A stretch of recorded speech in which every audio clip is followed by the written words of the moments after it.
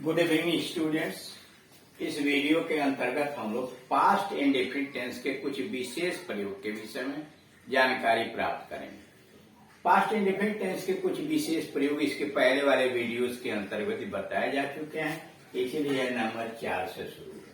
पहले वाले में यह बताया गया था कि कुड वुड माइट है तो प्योर पास्ट टेंस में, लेकिन जब इनका प्रयोग निवेदन के अर्थ में होता है, रिक्वेस्ट के भाव में होता है, तो यह प्रेजेंट टेंस का भाव व्यक्त करते हैं। जैसे could I use your phone, क्या कृपया मैं आपका फोन प्रयोग कर सकता हूँ। Might I see you tomorrow, क्या कृपया मैं आपसे कल मिल सकता हूँ। ये क्या है? यह माइट कुड वुड आप लगा रहे हैं। Would you please give me your pen, क्या कृपया आप मुझे अपनी कलम देंगे। यह वुड कुड और माइट है तो पास्ट टेंस में, लेकिन निवेदन का अर्थ जब आ रहा है यह प्रेजेंट टाइम को व्यक्त कर रहा है। उसी तरह से had rather, would rather, had better, had sooner, would sooner, ये जो आते हैं यह है तो प्योर पास्ट टेंस में, लेकिन जब इनका प्रयोग किया जाता है यह भाव प्रेजेंट टेंस का प्रयोग करते हैं। जैसे यू हैड बेटर गो, आपके लिए बेहतर होगा चले जाएं। तो क्या यह प्रेजेंट टेंस के अंतर्गत आया हुआ है। He would rather die than beg, वह भीख मांगने की अपेक्षा मरना अधिक पसंद करेगा। क्या है? प्रेजेंट और फ्यूचर में चला जा रहा है, जबकि है वो पास्ट टेंस में। और तीसरी बात यह कही गई कि जब डायरेक्ट से इनडायरेक्ट आप बनाते हो तो उसमें विल का जब वुड हो जाता है तो वुड तो है पास्ट टेंस का, लेकिन भाव रहता है फ्यूचर का। जैसे ही सेड, उसने कहा आई विल गो होम, मैं घर जाऊंगा। और डायरेक्ट से इनडायरेक्ट आपने बनाया तो हो गया ही सेड दैट, उसने कहा कि he would go home, वह घर जाएगा, तो रह तो गया फ्यूचर टेंस में। would go का मतलब यहाँ will go। ये तीन तरह की बातें, तीन नियम इसके पहले वाले वीडियोस के अंतर्गत समझाया जा चुका है। चौथे से यहाँ शुरू किया गया है। शर्त प्रकट करने वाले उपवाक्यों में इफ क्लॉज के पास्ट सिंपल टेंस से प्रेजेंट फ्यूचर टाइम का बोध होता है।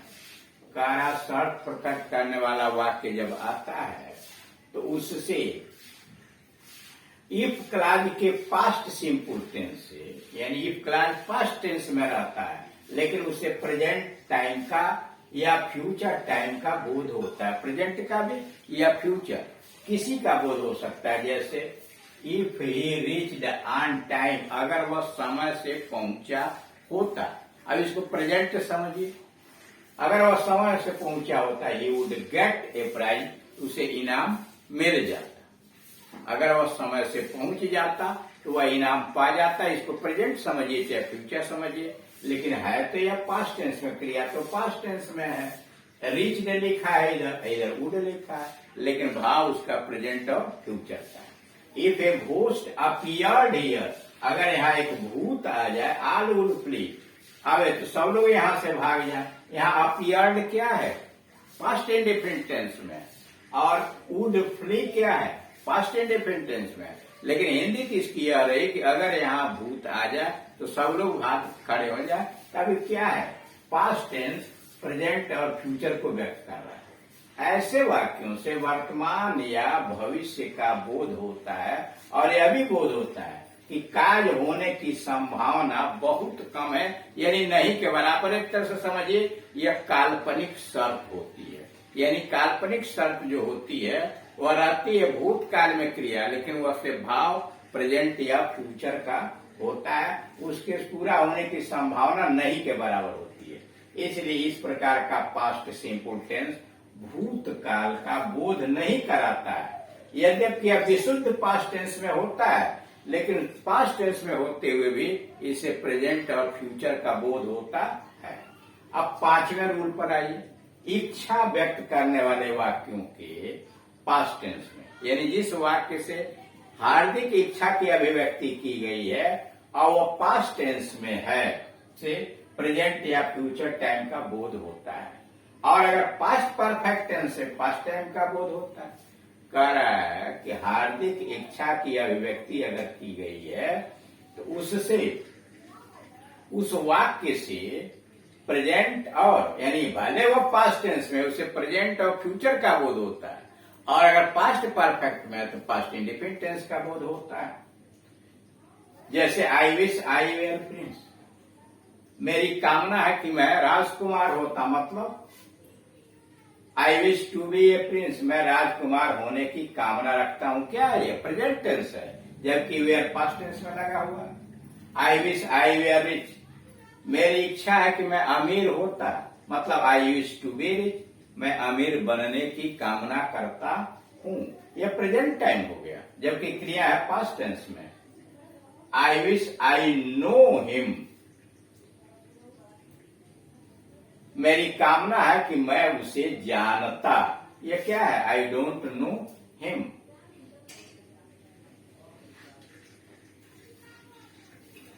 सॉरी, ये नो नहीं, ये न्यू होना चाहिए, न्यू। मैं उसे जानता।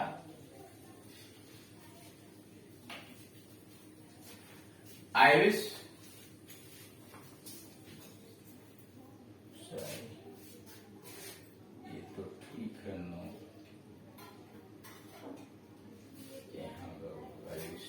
यहां होना चाहिए न्यू, KNEW। आई विश आई न्यू हिम, काश मैं उसे जानता, मतलब I do not know him, मैं उसे जानता ही नहीं हूं। Present time. I wish I had known him, मेरी कामना है कि मैं उसे जाना होता। यह पास्ट टेंस में आ रहा है। I did not know him लिखा है पास्ट इन परफेक्ट में, और उसका टाइम क्या आ रहा है? पास्ट इन डेफिनिट टेंस में।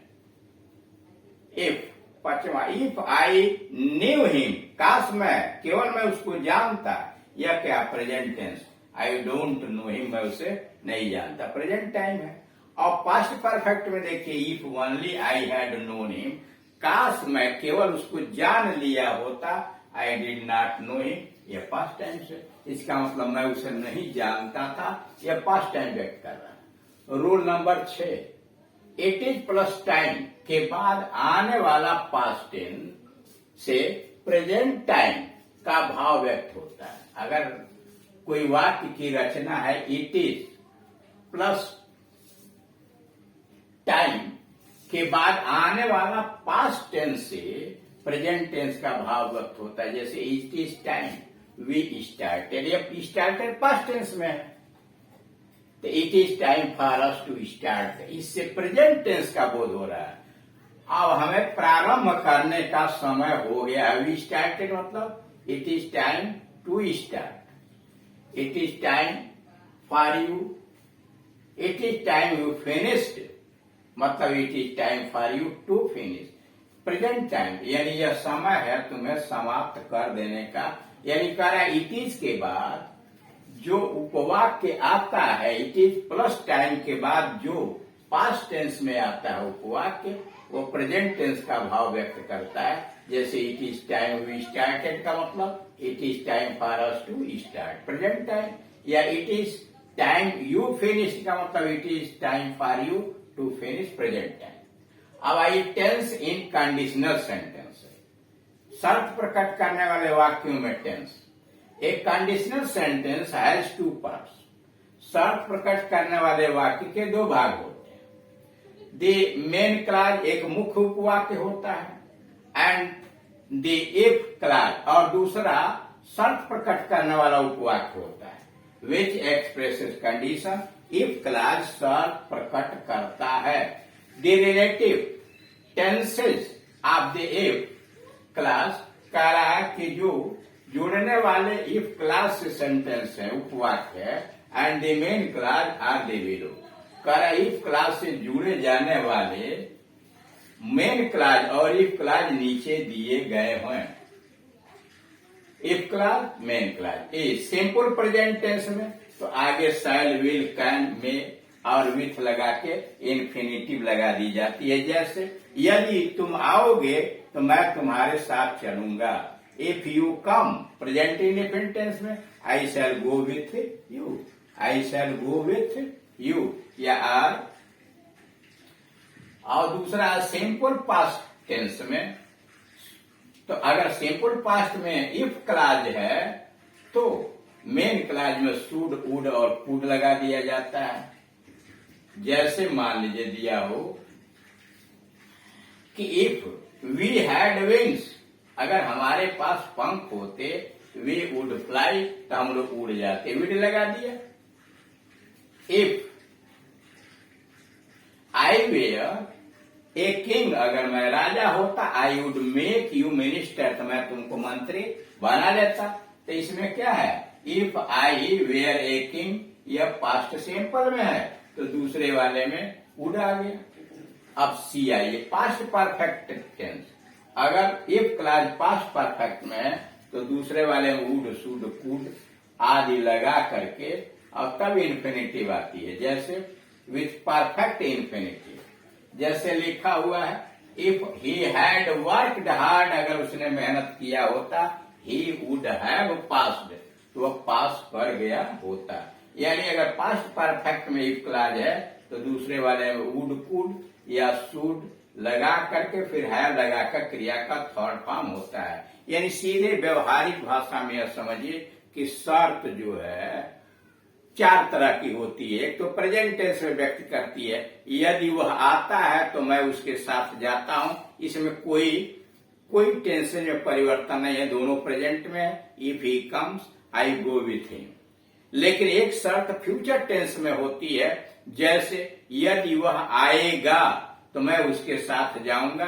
यदि वह आएगा, लेकिन अंग्रेजी बनती है प्रेजेंट इंडेफिनिट टेंस में, जो ए वाले में व्यक्त किया गया है यहाँ प्रेजेंट इंडेफिनिट सिंपल प्रेजेंट में। इफ ही कम्स हिंदी है यदि वह आएगा, लेकिन अंग्रेजी होगी if he comes I shall go with him.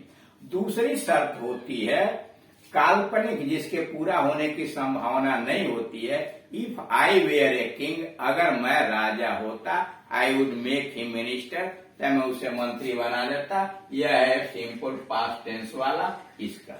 अब उसी को दूसरी अगर क्रिया होती, जैसे if he came in time, अगर वह समय से आया होता, he would get a prize, उसे इनाम मिला होता। और चौथी शर्त होती है पास्ट परफेक्ट टेंस में, यानी बीते हुए समय में पास्ट टेंस में होती है, उसमें इफ क्लाज पास्ट परफेक्ट में बनता है और दूसरे मामले में वुड हैव, शुड हैव या कुड हैव जोड़ के क्रिया का थर्ड फॉर्म एक्टिव वॉइस में डाला जाता है कि यदि उसने मेहनत किया होता, if he had worked hard, he would have passed. अगर तुम समय से आए होते तो तुम इनाम जीत सकते थे। If you had come in time, you could have won the prize. तो इस तरह से आपने देखा कि टेंसेस के विषय में क्या प्रमुख जानकारियां हो सकती हैं।